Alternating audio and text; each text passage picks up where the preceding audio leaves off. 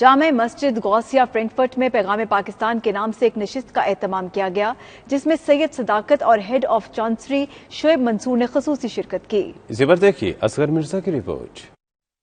اسلام امن و آشتی، بھائی چارے اور محبت کا درس دیتا ہے۔ اس کا دہشت گردی سے کوئی تعلق نہیں۔ اس پیغام کو دنیا تک پہنچانے کے لیے فرینکفرٹ میں ایک نشست کا اہتمام کیا گیا، جس میں قاری سید صداقت علی اور ہیڈ آف چانسری شعیب منصور نے خصوصی شرکت کی۔ نظامت کے فرائض جامع مسجد غوثیہ کے امام قاری صدیق نے انجام دیے۔ حاجی محمد افضل قادری اور ملک ارشد نے بارگاہ رسالت میں گلہائے عقیدت پیش کیے۔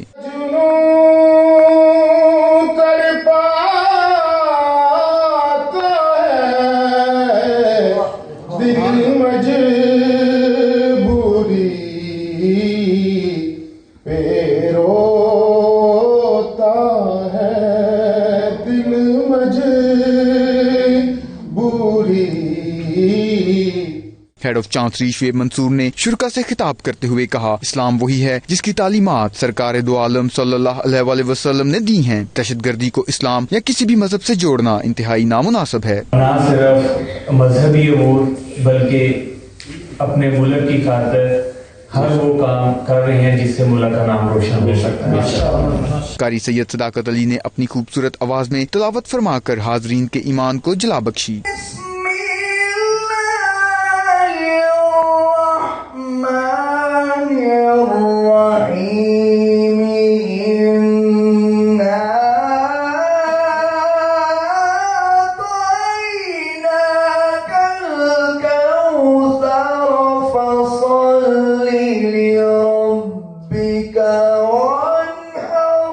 قاری صاحب نے اپنے خطاب میں فرمایا کہ دہشت گردی، شدت پسندی اور فرقہ واریت سے متعلق پاکستانی علماء کی جانب سے متفقی اعلامیہ جاری کیا گیا، جو پوری دنیا کو ایک واضح پیغام دیا کہ علماء ہر قسم کی خون ریزی اور دہشت گردی کے خلاف ہیں۔ لوگوں کو متعارف کرانا ہے کہ پیغام پاکستان کیا ہے۔